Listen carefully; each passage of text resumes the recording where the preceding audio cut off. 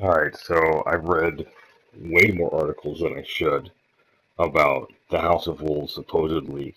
I myself have talked about the leaks that have occurred regarding Destiny's leaked plans for DLC as far as the size of it and the timing.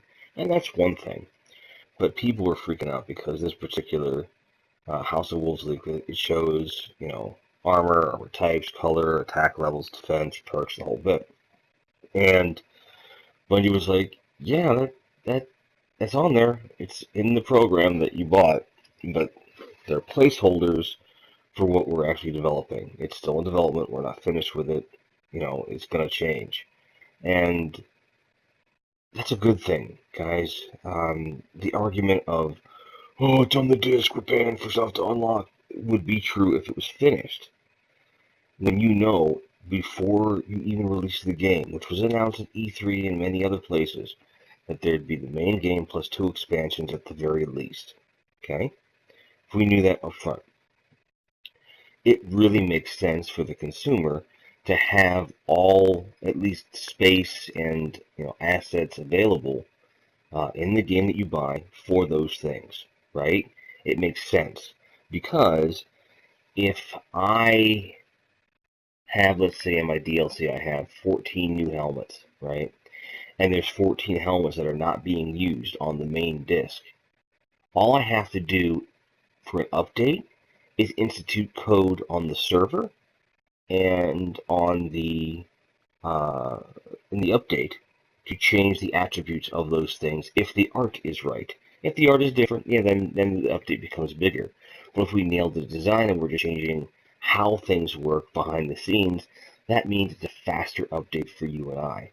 That's a good thing, guys. Another thing to consider, the game that I played,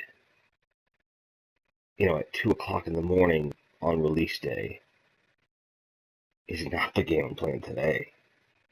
DLC or no DLC, Cryptarch is different. Weapons handled differently. The way in which you interact with each other. There's voice chat that you didn't have before. There's matchmaking that works differently now. Um, just all kinds of shit is different. So I don't know how people suddenly forget the way things work. I don't understand that at all. Um, but that's the thing. So House of Wolves, yeah, it has some ideas of where they want to go. They said before the leak that they're not going to repeat what they did with the Dark Below. And the things they did right and the things they did wrong, for better or for worse, they don't want to do the same thing twice. In other words, they want to make sure that everything we're doing in this expansion isn't for naught, which is good because I now have 2 fully level 32 characters without any armor, and I've got one that's well on the way. A couple more runs, I'll be fine, which is really cool. The less I have to move, the better. Um, but I'm getting off subject. The point being that they're trying really hard to institute a place where your hard work is rewarded and appreciated, and it's an ongoing experience that also doesn't punish newcomers, all of which are good things. And although an easy concept, not an easy thing to do across the board. For example, the things that many people say was done wrong with the Dark Below, which arguably is true, is that you could walk in day one with a little bit of hard work, buy some level 31 armor, and suddenly you're ahead of anybody who finished the Vault of Glass like a beast, got extremely rare armor, because a full set of raid gear for Vault of Glass at the time was really hard to come by. And if you worked that hard and you got that armor, you were a beast. And it was like, wow, because I was in that Forever 29 group. So you could walk in off the street, get level 31 gear in a relatively short period of time, just by doing bounties and strikes, and that was that. But now these Vault of Glass guys, if they went and took a Thanksgiving break or whatever, come back after Christmas, like, what the fuck?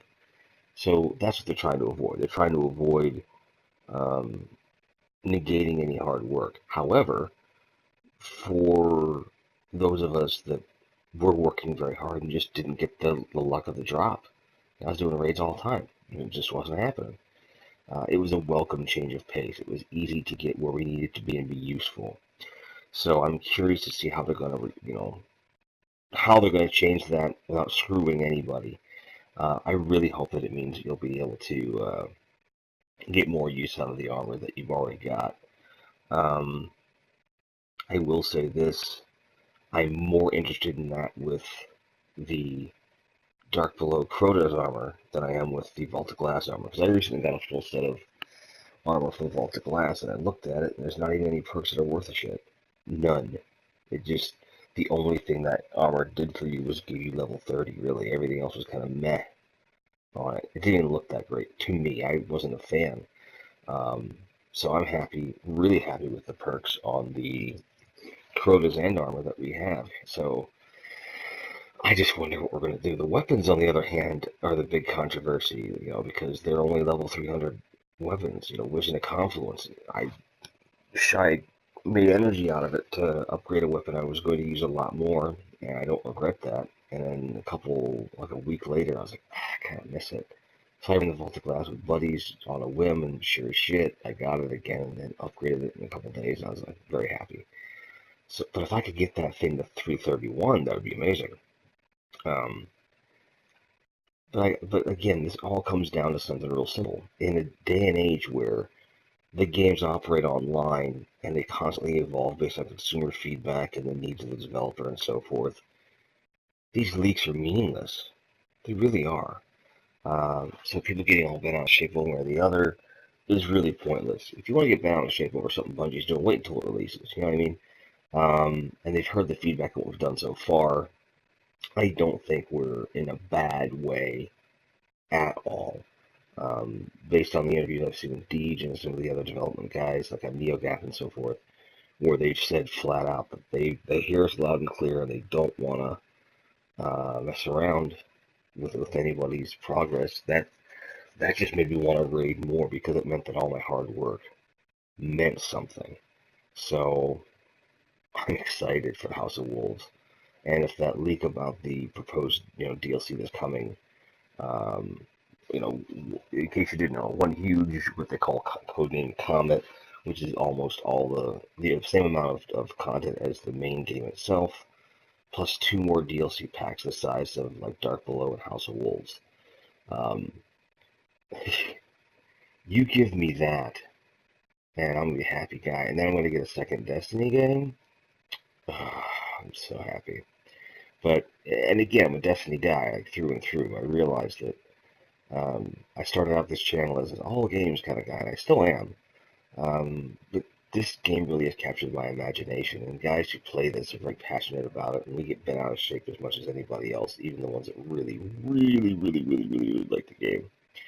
So, that's that. Those are my thoughts. What do you guys think? Do we get bent out of shape, or do we just wait and see based upon Bungie's track record? So, thanks for watching. Thanks for subscribing. As always, keep on grinding. Here's a little treat for you guys. Run, run, run, run! Oh shit, go, go, go. Faith. Start crossing, start crossing, start crossing, start crossing. Go, go, go. No!